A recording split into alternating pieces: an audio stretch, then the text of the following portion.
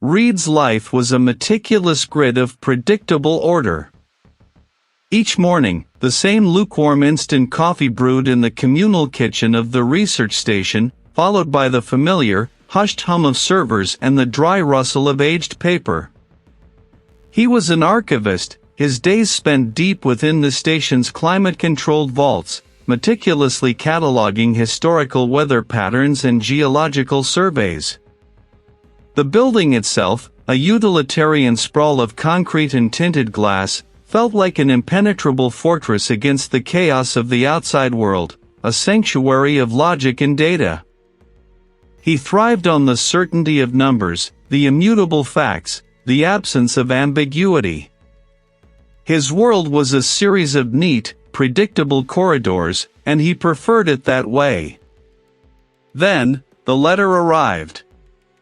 It wasn't a bill, nor was it the usual bureaucratic correspondence. Thick, cream-colored stationery, embossed with a solicitor's crest, felt alien in his hand. His fingers, usually so steady as they sorted fragile, brittle documents, trembled slightly as he slit the envelope. The words inside were formal, precise, and utterly disorienting. A distant relative, a great-aunt named Elara Vance, whom he barely remembered meeting once as a child, had passed away. Suddenly. Unexpectedly. And Reid, by some archaic twist of lineage he couldn't fathom, was the sole inheritor of his estate. An estate that included, among other things, a secluded cabin located deep within the Blackwood Forest. The news felt like a stone dropped into a still pond, sending ripples through his carefully constructed reality. Elara Vance. The name conjured only the faintest wisp of memory, a stern face, a fleeting scent of lavender and something earthy, like potting soil. The solicitor's letter had been vague about the circumstances of him passing, using phrases like natural causes, though unconfirmed by a medical professional due to the remote location. Reid had dismissed it as a rural eccentricity, yet a tiny, persistent knot of unease had begun to form in his stomach. The drive took him further than he'd ever been from the familiar, illuminated grid of the city. The smooth asphalt highway gave way to cracked provincial roads, then to a gravel track that seemed to narrow with each passing mile. The air thickened, losing its urban tang, replaced by the damp, earthy scent of pine and decay. The forest began to press in, a wall of ancient, gnarled trees whose branches laced together overhead, turning the midday sun into a dappled, shifting mosaic on the windshield. The determination that usually fueled his archiving work now felt like a desperate push against an unseen current. He'd read the brief mention in the solicitor's letter about local rumors, an ancient burial ground, and dismissed it as superstitious nonsense. The further he drove, the more the oppressive silence of the woods seemed to hum with an unheard frequency, a low thrumming just beneath the threshold of hearing. Finally, the track dead-ended in a small, overgrown clearing. The cabin stood there, a hunched silhouette against the encroaching green, as if the forest itself had exhaled it. It wasn't merely old, it felt profoundly ancient, as though it had grown organically from the very soil. Dark, weathered timber, a roof bowed under years of snow and rain, and windows like vacant eyes staring out from beneath heavy, moss-laden eaves. Reid killed the engine. The sudden silence was absolute, a heavy blanket that pressed in on his ears, making them ring. He felt a prickle on his skin, a nameless anxiety blooming in his chest. This was nothing like the predictable, sterile environment of the research station. This was raw, untamed, and utterly isolated. He stepped out of the car, the crunch of pine needles beneath his boots unnaturally loud. The air was thick with the smell of damp wood, decaying leaves, and something else, something subtly metallic and earthy, like old iron mixed with freshly turned soil. He walked towards the cabin, each step feeling heavier than the last. This wasn't just an inheritance, it felt like an invitation to something far older, far more demanding. The air inside was stale, heavy, carrying the scent of dust and something else, something indefinable, something that made the hairs on his arms stand on end. He stepped across the threshold, into the gloom, and the world behind him, the world of predictable order and sterile research stations, seemed to recede, becoming a distant, forgotten dream. He was here now, and the cabin, with its silent, watchful presence, felt as though it had been waiting. Reid stood on the porch, the solicitor's instructions clutched in his hand, the key a cold weight in his palm. The cabin loomed, a silhouette of weathered timber against the bruised twilight sky. The air, thick with the scent of pine needles and damp earth, held a stillness that felt less like peace and more like a held breath. He'd expected decay, but the structure, though aged, possessed a stubborn resilience. His determination, a brittle shield against the lingering unease, propelled him forward. Inside, the air was stale, a forgotten breath of dust and dried leaves. He pushed open the heavy front door, the groan of hinges echoing through the empty space. Dust motes danced in the last shafts of sunlight slanting through grimy windows. His boots scuffed across the wide-planked floorboards, each step a declaration in the profound silence. He spent the first hours simply moving, clearing cobwebs, sweeping away generations of neglect. He found a musty old sleeping bag in a cupboard and unfurled it on the floor, too exhausted to seek out a proper bed. The unfamiliar creaks of the old structure settled around him as he drifted into an uneasy sleep. The first disturbance came with the morning light. He'd left a small, chipped ceramic mug on the kitchen counter, filled with water for his instant coffee. He knelt, frowning. A tremor, perhaps? The cabin was old, settled deep in the earth. He simply picked it up, refilled it, and continued his task, dismissing the incident as a minor quirk of an ancient dwelling. Later, while attempting to organize the sparse living room, a low, guttural thrum vibrated through the floorboards beneath his feet. It wasn't the wind, nor the groan of settling timber. It felt deeper, resonant, like something vast moving far below. He paused, listening intently, his hand resting on a rough-hewn table. The sound faded as quickly as it had begun, leaving only the rustle of leaves outside. He shook his head, attributing it to underground springs or perhaps a distant, heavy vehicle on an unseen logging road.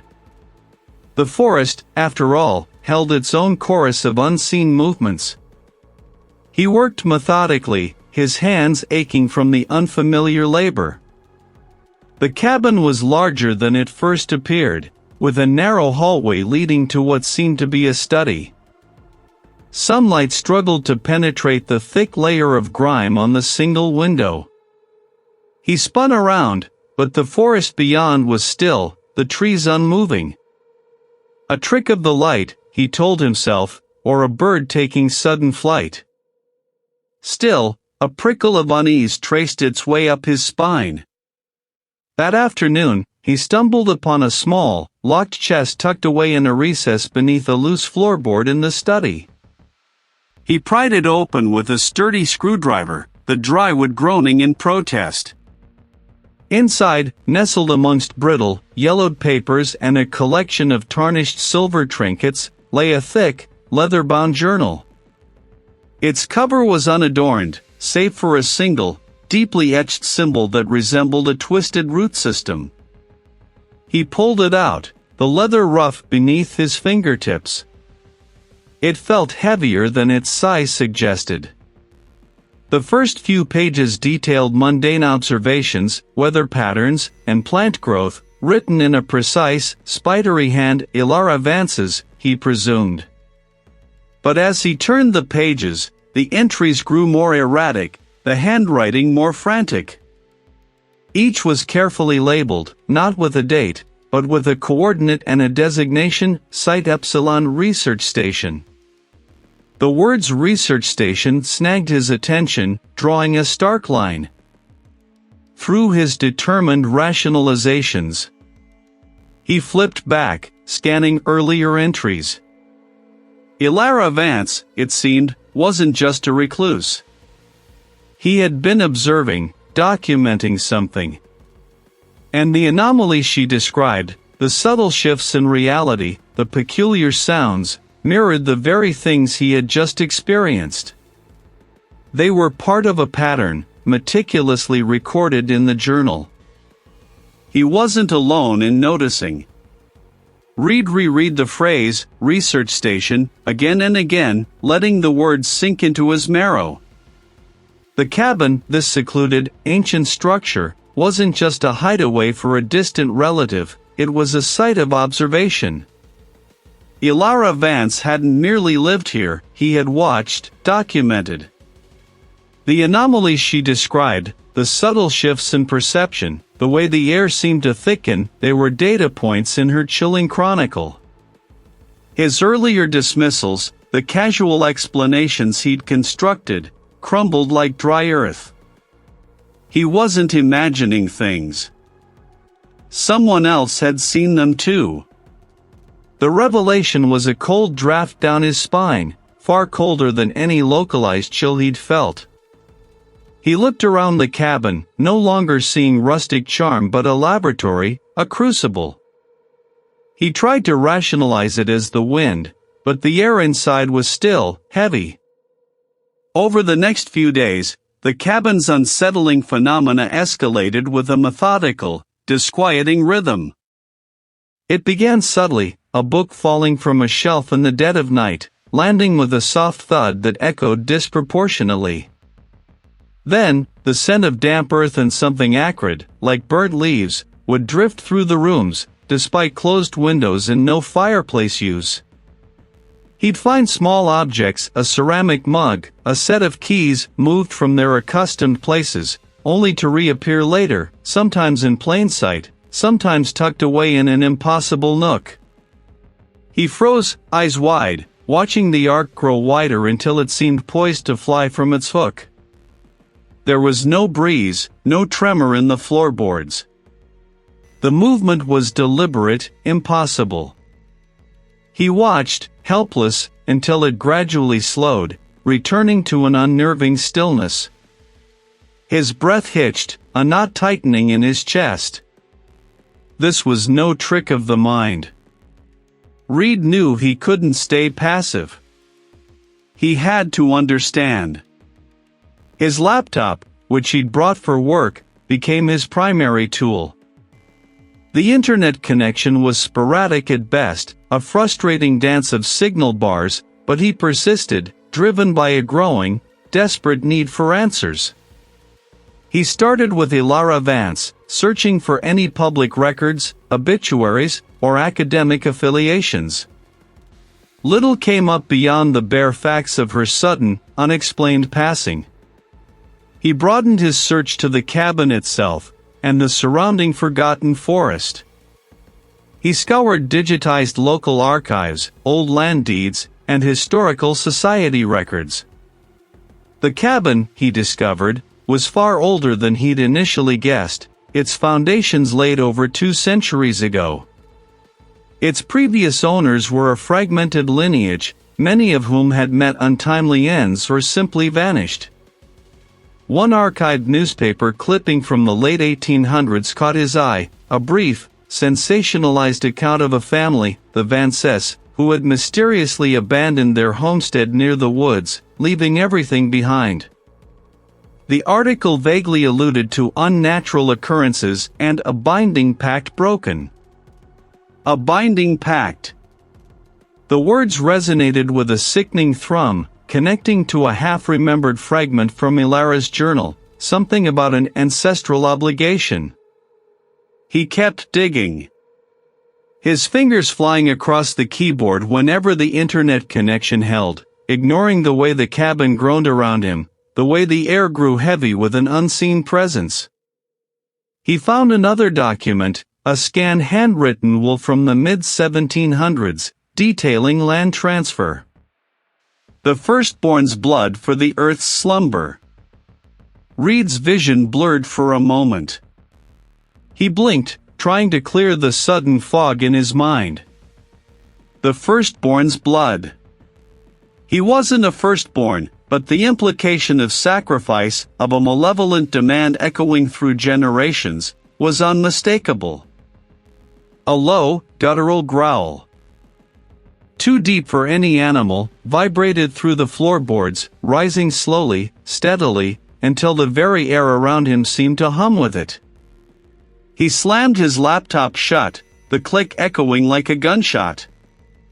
Reid sat there, hands trembling, staring at the closed lid of his computer. He was no longer just researching, he was unraveling a horror woven into the very fabric of his lineage, a horror that had begun to stir, and was now fully awake. He understood Elara's research station. She hadn't been observing a phenomenon, he had been trapped within it, a subject, not a scientist. And now, so was he. He had to find out what the pact truly meant, before it claimed him too.